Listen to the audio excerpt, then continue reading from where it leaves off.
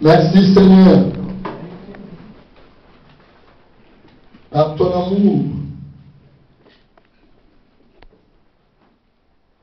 ta bonté que nous sommes encore là cet après-midi. Pour te louer, t'adorer, te célébrer. Pour écouter encore ta parole qui nourrit notre âme. Que le nom du Seigneur soit béni. Que chacun d'entre nous se sente très à l'aise dans la maison du Seigneur. Amen.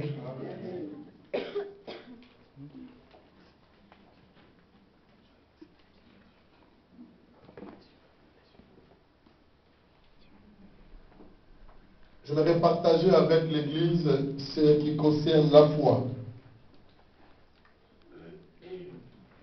La foi. C'est un sujet qui est très important dans la vie du peuple de Dieu. La foi. C'est un sujet qui est capital.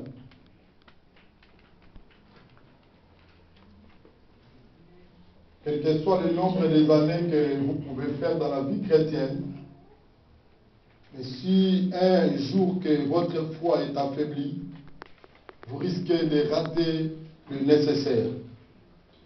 Amen. Amen. Vous pouvez faire 20 ans, 30 ans dans la vie chrétienne, mais si un jour que votre foi se décourage, s'affaiblit, vous abandonnez la vie chrétienne, ça sera difficile. Jésus a dit, lorsque le Fils de l'homme viendra sur la terre, trouveras-tu la foi aux hommes? La foi va nous aider à beaucoup d'autres choses, même pour voir le Seigneur. Parce que lorsque la tribulation va venir devant nous, c'est là où nous allons aussi garder notre foi.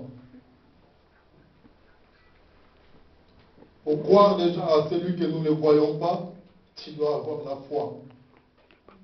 Alléluia. Amen. Parce que nous ne voyons pas le Seigneur. En tout cas, moi, je n'ai pas encore vu Jésus comme ça. Mais les gens que je vais le voir comme ça. Ah là là là. Mais je sais un jour, je vais le voir. Mais physiquement, comme ça, depuis que je suis converti, jusqu'à aujourd'hui, je n'ai pas encore vu Jésus comme ça. Mais je crois. Amen. Pourquoi je crois en lui? Parce que j'ai la foi. Amen. Amen. Alléluia. Amen. Tu peux avoir des problèmes. Tu viens à l'église avec beaucoup de situations. C'est bien. Mais tu dois avoir la foi.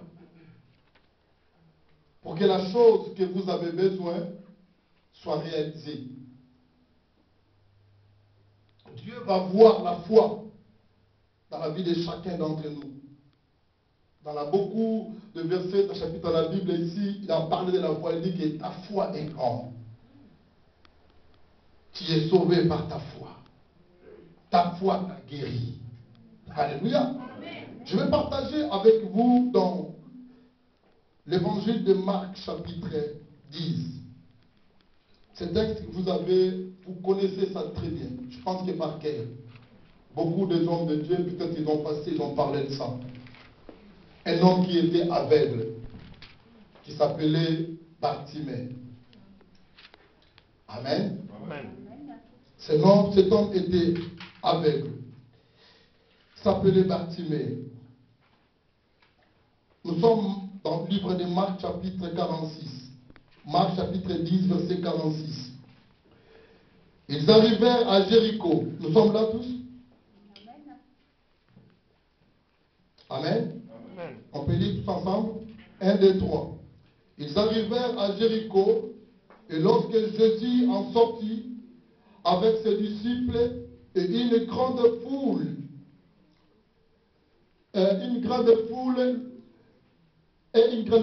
le fils de Timée, Bartimée, mendiant, aveugle, était assis au bord du chemin.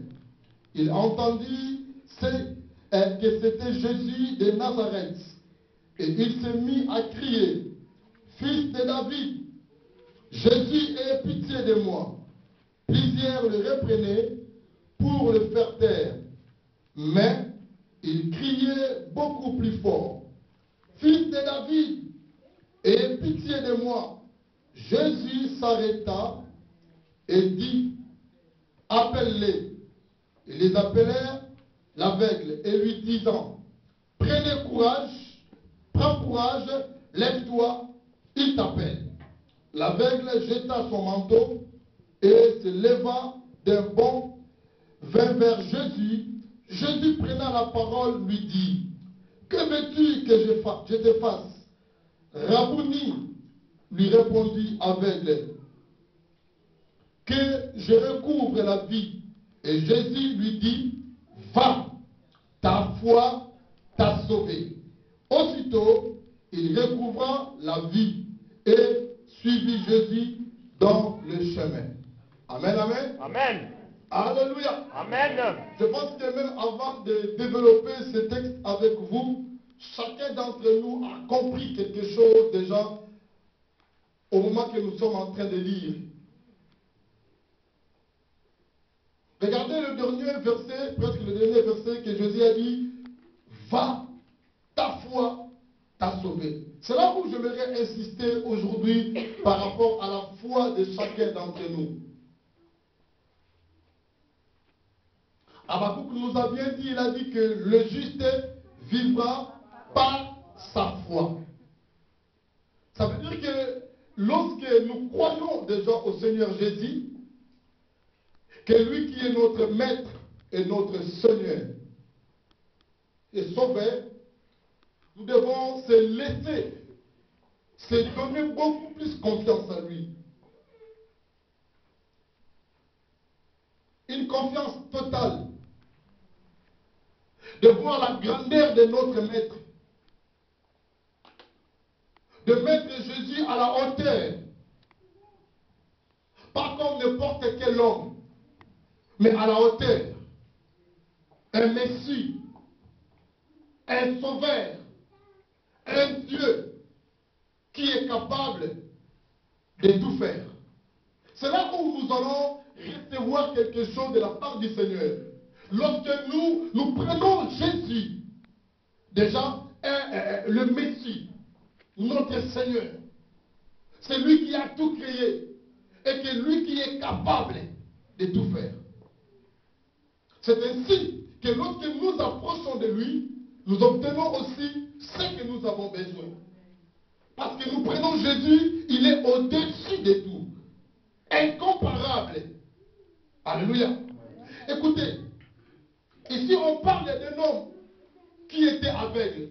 Mais si nous regardons bien son histoire, on va regarder que cet homme disait que je veux que je recouvre la vie. C'est-à-dire de voir de nouveau. On comprend qu'ici, cet homme, avant, il voyait. Alléluia. Amen. Cet homme, avant, il n'était pas aveugle. Nous ne savons pas si, de quelles circonstances est arrivé dans la vie de cet homme pour qu'il devienne un aveugle. Mais avant, cet homme voyait. Il était bien. Il voyait comme tout le monde que nous sommes ici. La circonstance de la vie. Mais si nous voulons parler encore, nous allons comprendre que cet homme connaissait déjà le Seigneur. Il connaissait un homme qui s'appelait Jésus de Nazareth. Jésus, fils de David. Ou Jésus, comme les gens l'appelaient. Mais on voit bien ici que Bartimée, la manière qu'il connaissait Jésus, c'était une manière un peu profonde. Il connaissait Jésus de son origine. Cet homme a tombé malade. Il est devenu aveugle. Il ne voyait rien. La vie est devenue tellement difficile pour lui. C'est difficile pour aller travailler parce qu'il ne voit pas.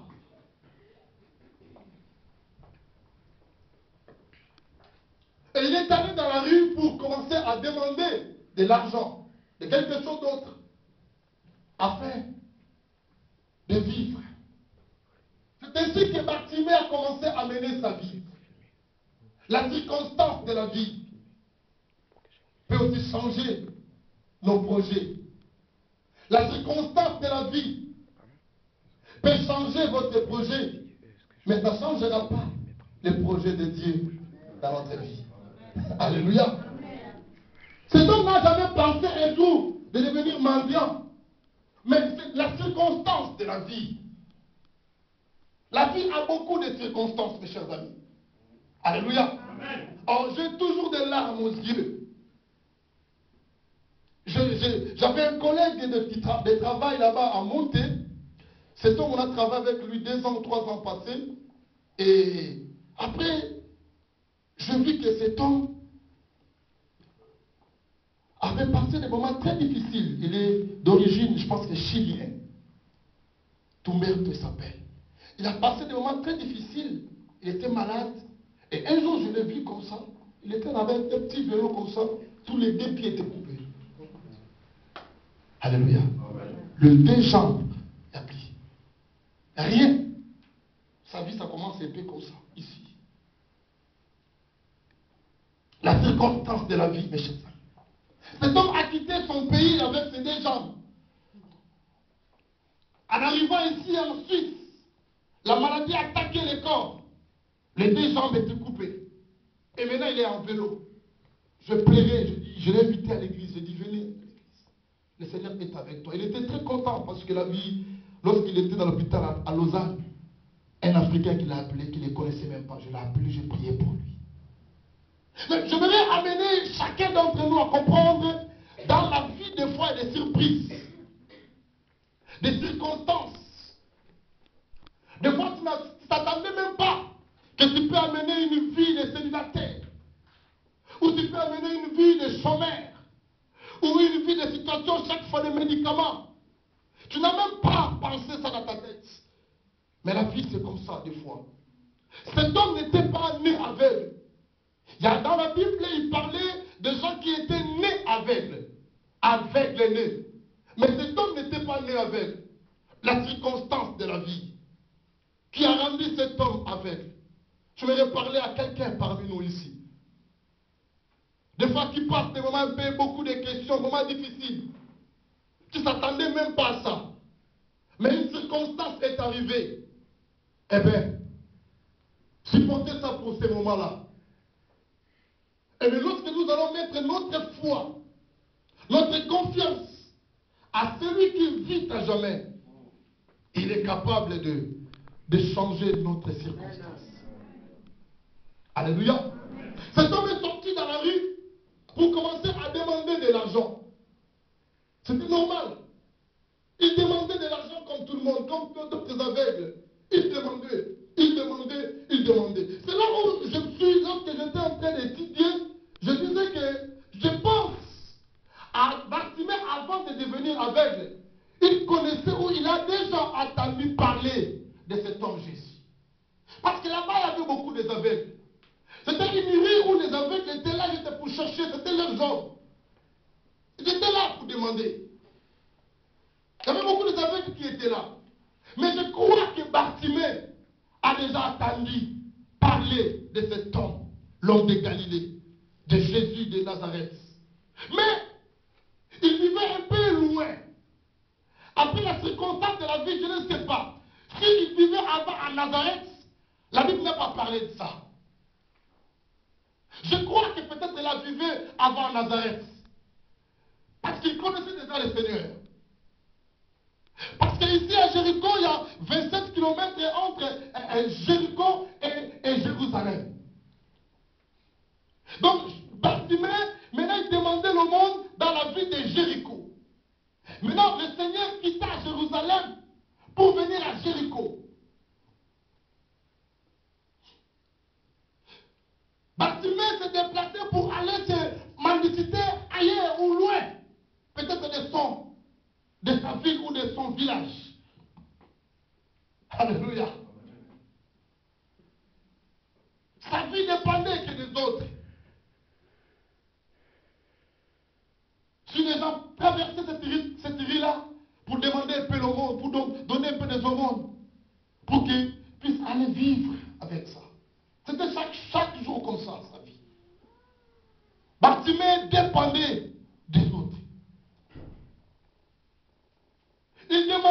l'argent. Sans argent, il ne pouvait pas vivre. Mais un jour, la Bible dit, il a entendu une foule qui traversait. Jésus était à Jéricho, et lorsqu'il traversait la ville de Jéricho, c'est là où Bartimée, dans la rue de Bartimée, était là pour mendiciter. Là où Bartimée a entendu, mais c'est quoi ce bruit? Les gens ont dit non. Un homme, il est Jésus de Nazareth. Jésus de Nazareth. Écoutez, mes chers amis. Ces gens-là ont dit en Bartimée, ont dit, c'est Jésus de Nazareth qui passe. C'est là où je me suis dit, je pense que Bartimée connaissait Jésus depuis son enfance. Alléluia. Ou bien ils vivaient ensemble avec eux, là-bas, dans la ville de Nazareth. Les gens ont répondu à Bartimée, dit, c'est Jésus de Nazareth qui passe. Je ne serai pas là aujourd'hui. Je veux juste augmenter la foi de certaines personnes parce que le miracle est possible. Amen. Alléluia. Amen. Vous savez que Dieu, le miracle, c'est la nature de notre Dieu. Alléluia. Ce n'est pas quelque chose d'extraordinaire pour le Seigneur.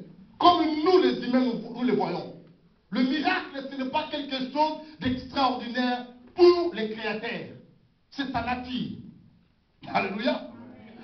Et dit, c'est Jésus de Nazareth qui passe.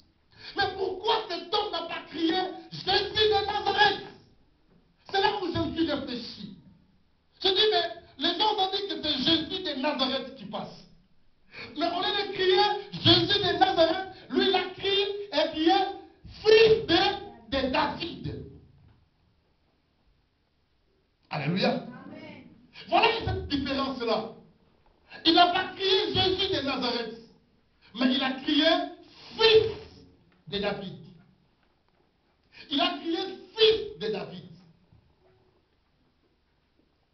Même pas fils de Joseph, mais il a dit fils de David.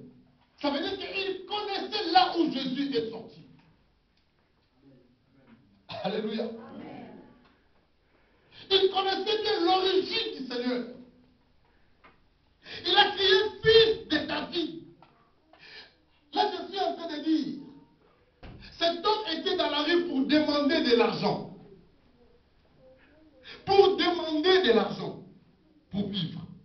Mais lorsqu'il a rencontré cet homme, l'homme de Galilée, pourquoi Bartimée n'a pas demandé de l'argent?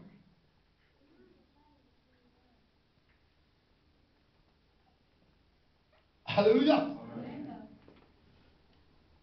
Pourquoi Bartimée n'a pas demandé, Jésus, donne-moi l'argent, toi tu es le roi des rois, toi tu as beaucoup d'argent, donne-moi l'argent.